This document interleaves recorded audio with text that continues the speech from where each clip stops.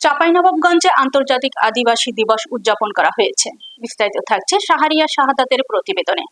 আদিবাসী ধাত্রীদের সম্মান, জীবন ও সুস্থতা সুরক্ষায় তাদের অবদান এই প্রতিপাদ্যকে সামনে রেখে চাঁপাইনবাবগঞ্জে আন্তর্জাতিক আদিবাসী দিবস উদযাপন করা হয়। উত্তরবঙ্গ আদিবাসী ফোরাম ও চাঁপাইনবাবগঞ্জ জেলা শাখার উদ্যোগে এ র্যালি সমাবেশে আয়োজন করা হয়। চাঁপাইনবাবগঞ্জ ফায়ার সার্ভিস মোড় থেকে একটি বর্ণাঢ্য র্যালি বের হয়ে উদয়ন মোড়, নিউ মার্কেট ও পুলিশ সুপারের কার্যালয়ের সামনে গিয়ে জেলা সমাবেশে যোগ দেয়। সমাবেশে সভাপতিত্ব করেন কর্নেলিয়াস মুর্মু। প্রচার সম্পাদক প্রদীপ হেমব্রমের সঞ্চালনায় বক্তব্য দেন আদিবাসী নেত্রী কল্পনা মুর্মু, আদিবাসী যুবনেতা সিপায়েন এল হেমব্রম সহ অন্যান্য নেতৃবৃন্দ।